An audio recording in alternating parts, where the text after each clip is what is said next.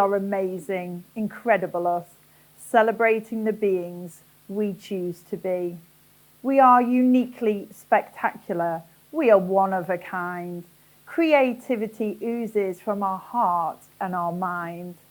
We are stupendous, tremendous. We stand out from the crowd. We do things that aren't allowed. We are inspired, desired. We are wonderfully weird.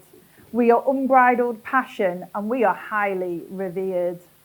We are outrageous, courageous. We are daring and bold. We are honoured and cherished, and we are a treasure to hold.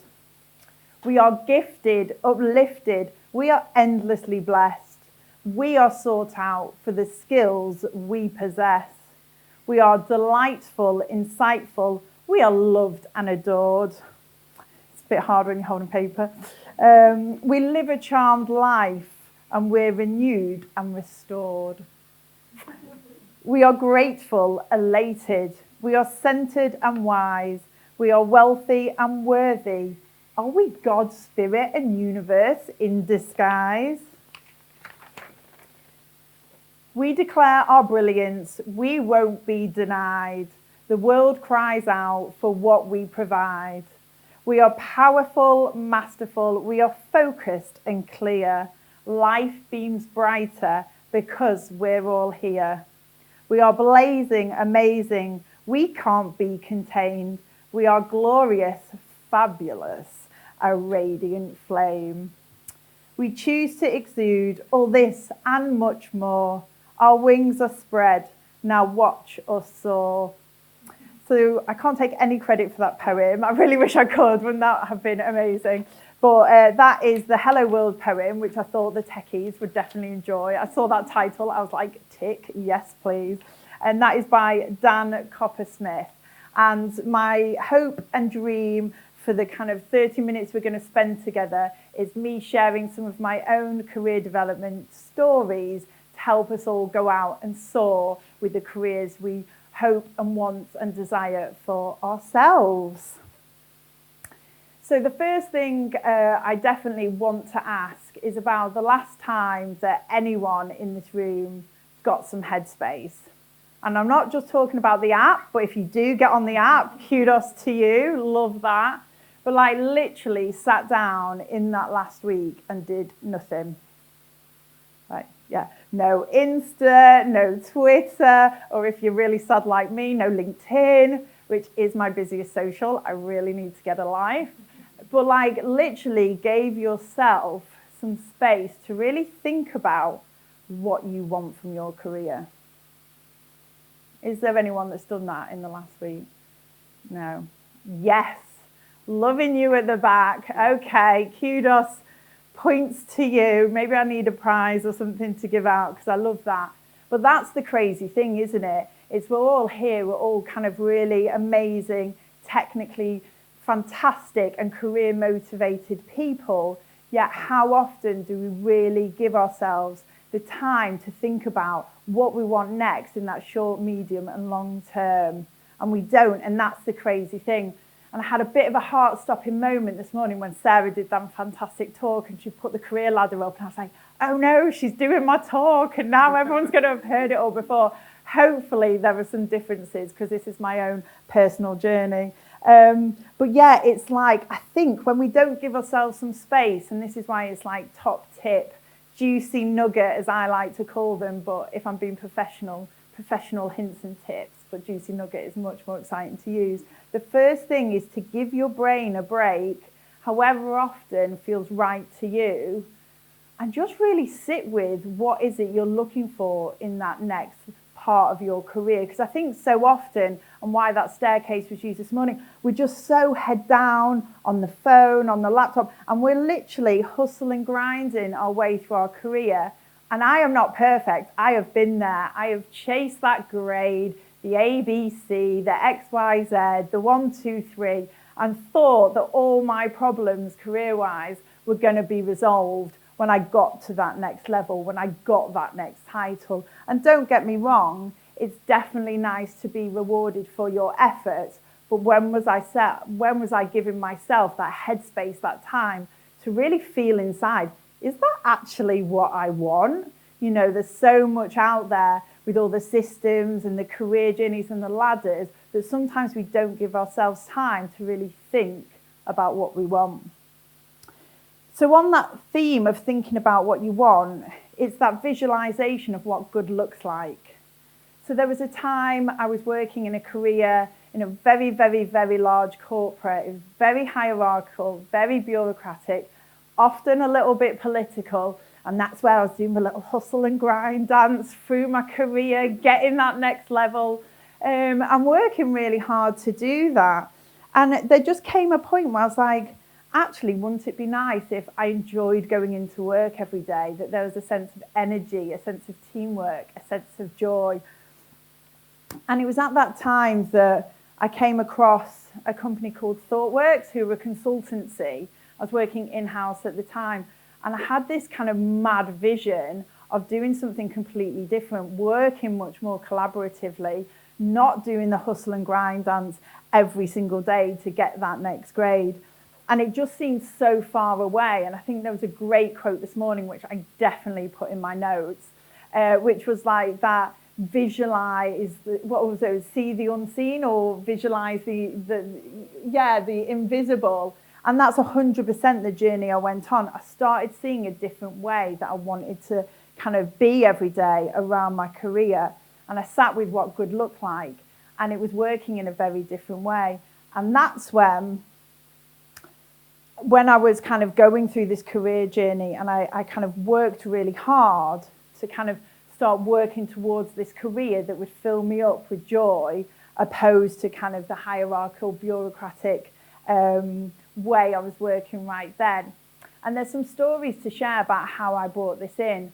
So there's a story about how I came to work at ThoughtWorks. So I was actually coming to the end of 7 years in this large corporate I mentioned. You can go on LinkedIn and find out who it was, but there's no name, like no judgment here. But I was kind of coming to the end of my time with that large corporate, and they were restructuring, and I was 7 months pregnant with my second child. And I was like, do you know what? I think I'm going to be a bit brave and say, can you just make sure I'm in this redundancy cut? Because I knew when I came back to work, I'd had the realization I didn't want this way for my career anymore. Even looking back, that's still probably one of the bravest decisions I've ever made in my career. It's hard enough to put your hand up for a redundancy. It's even harder when you know that you can't even be active in the job market because you're going straight onto a kind of a maternity period of time, and you're going to be unemployed during that time. But here we are, I've lived to tell the tale, it all worked out.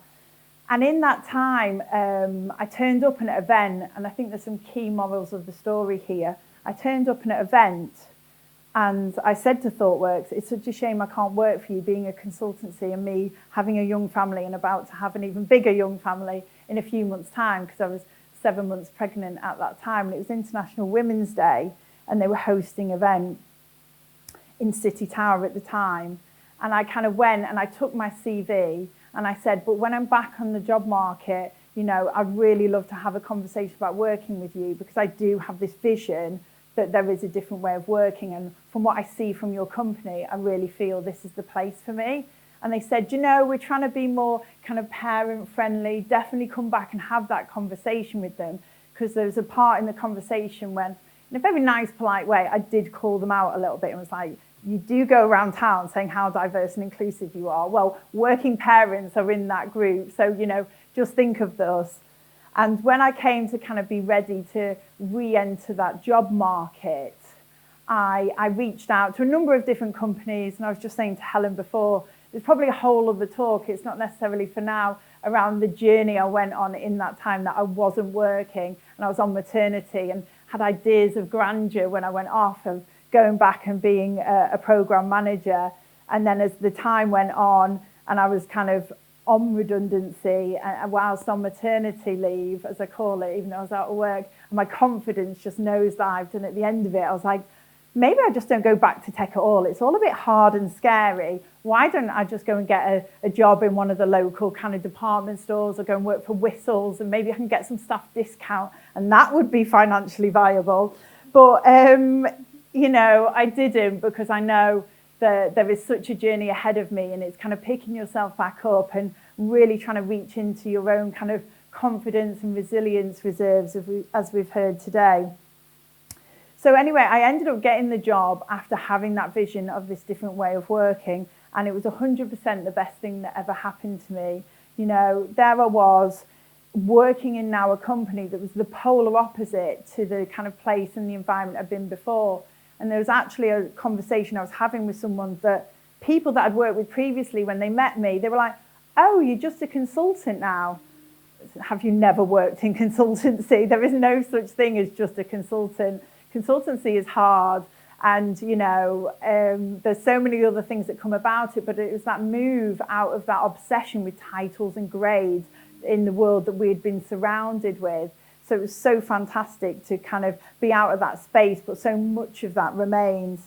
And after a period of time of working at ThoughtWorks, I'd kind of come to a crossroads. I'd done loads of different projects, loads of different styles, with loads of different hats on, my BA hat, my delivery hat. And I got to a point where I was ready for the next chapter, the next squiggle in that squiggly line, as we've seen. And I didn't know what that looked like for me. And I was on the management scheme at the time, and I was kind of on that path to kind of delivery principle. And I was like, but what next?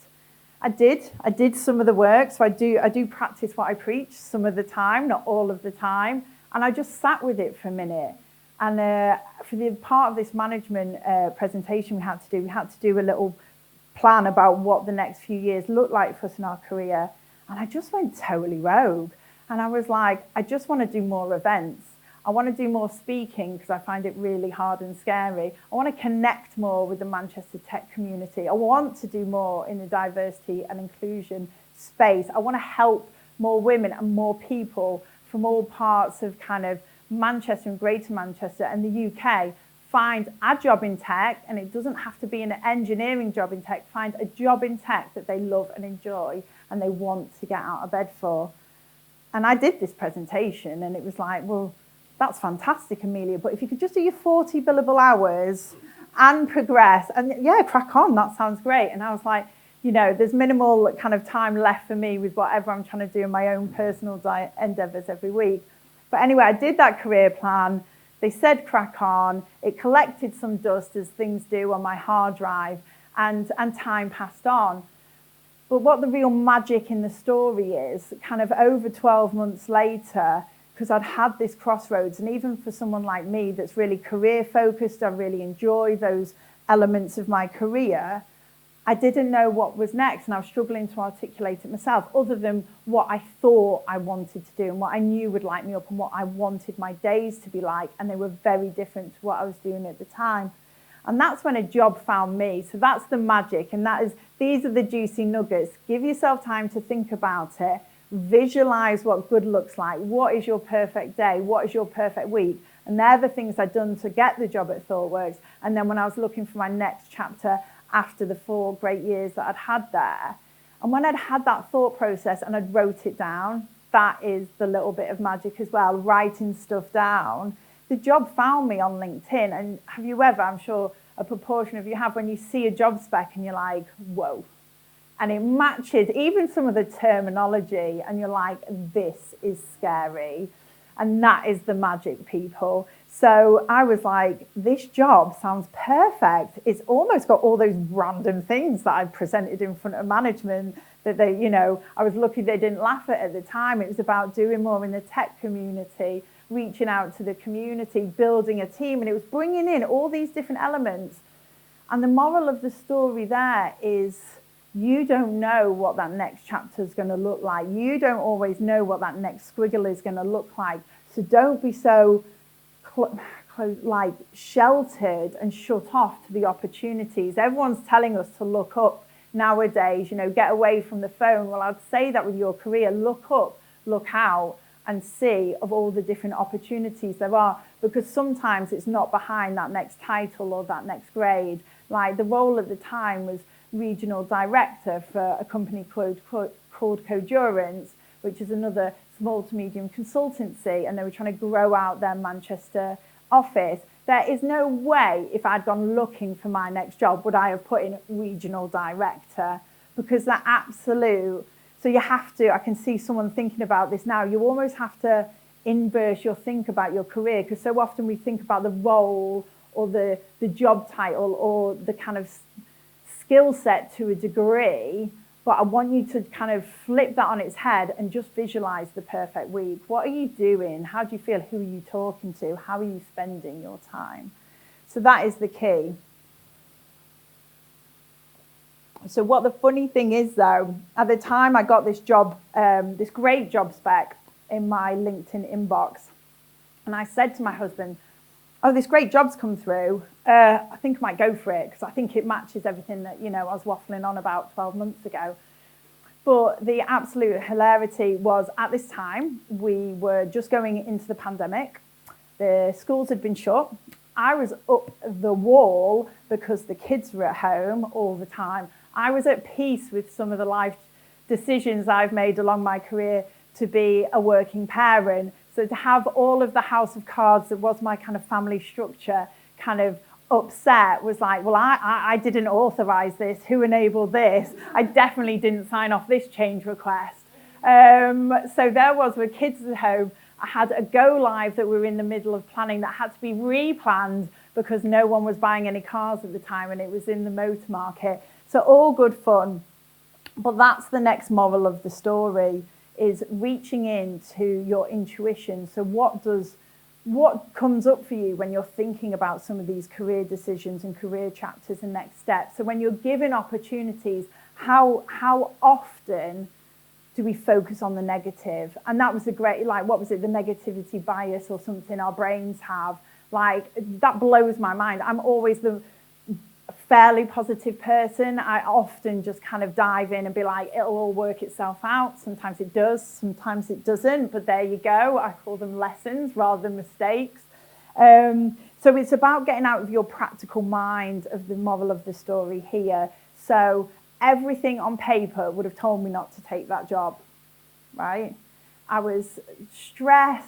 I wasn't having a good time. You know, I was worried that the job would bring more pressure, more hours. I would spend even less time, you know, of my free time to kind of spend with the family, etc., etc. And I was doing some coaching at the time with a great lady called Caroline Britton. And she said this mind-blowing statement to me. I was talking about the opportunity. I was like, I don't know, you know, should I do it? But I'm really stressed and I could be more stressed. And you know, when you go into one of those like negative spirals. And she said, yeah, all those things could happen. And it could also all work out. What? It could all work out. I absolutely couldn't believe it. I was like, it could. And she went, and it could be even better. And I was like, oh my God, why did I never think of that? So, you know, and it was really about reaching into, I knew the job felt right, something felt right, and it was all that practical mindset that was worrying me, that was preventing from taking that leap of faith.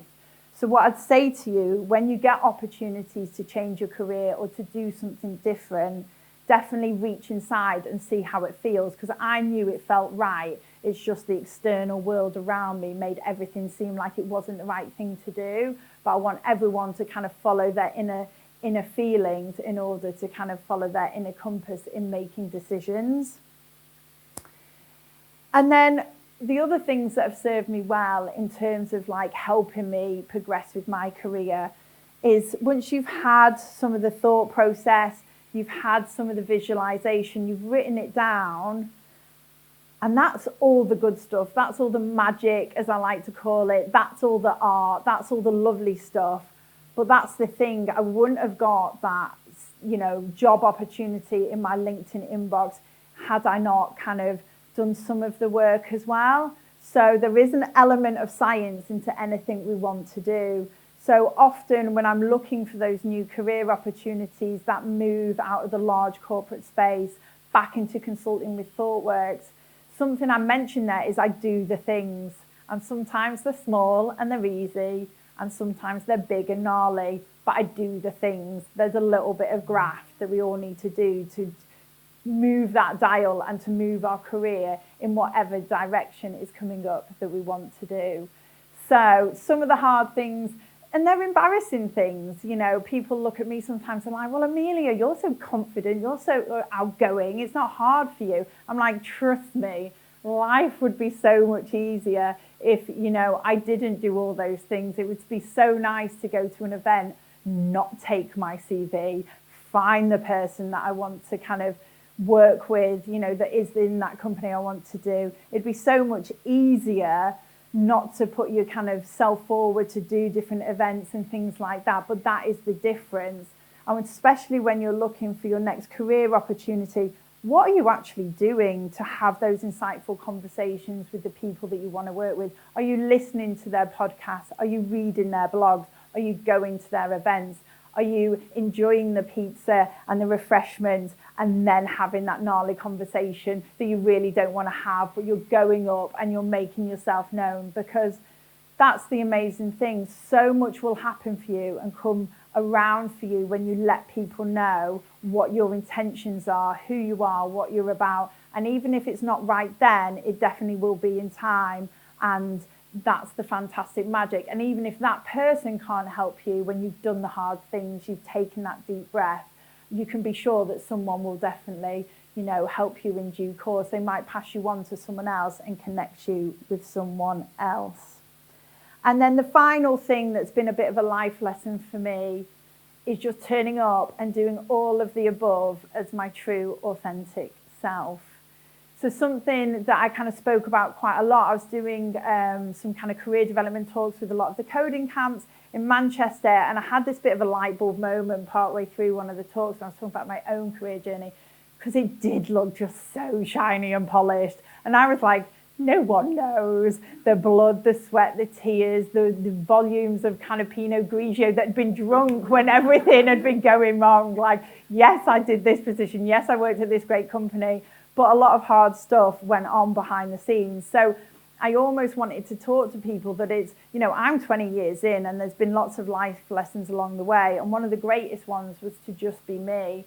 And there's something I've mentioned before about when I was a graduate in London and everyone had their shiny dark suits on. They'd been to kind of private school and they spoke very differently from me, that I used to question, am I too northern?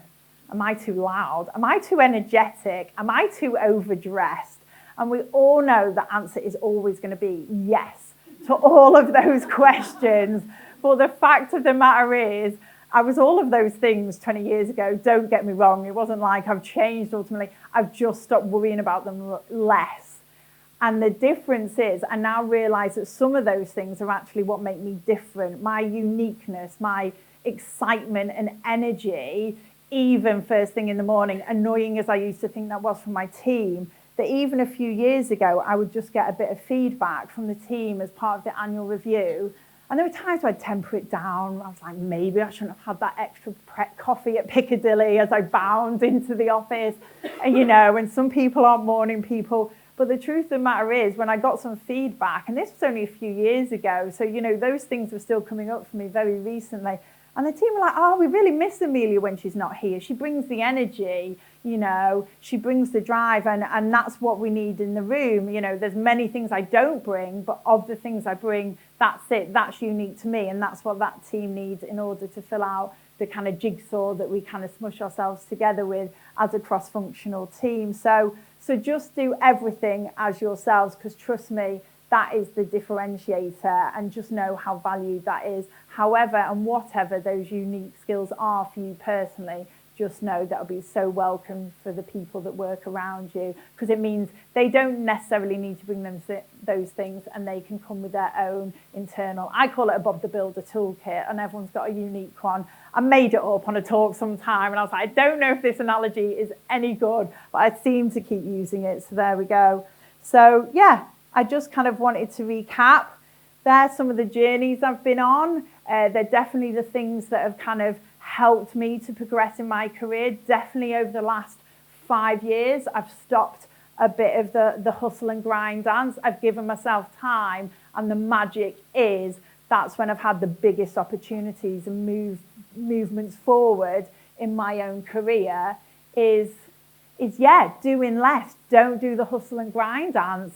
and just sit down and do nothing. That is the magic, and that is my gift to you. And I would just love to hear everyone, you know, how everyone gets on with their own career development in doing something a little bit differently. So yeah, I think they're all my juicy nuggets so far.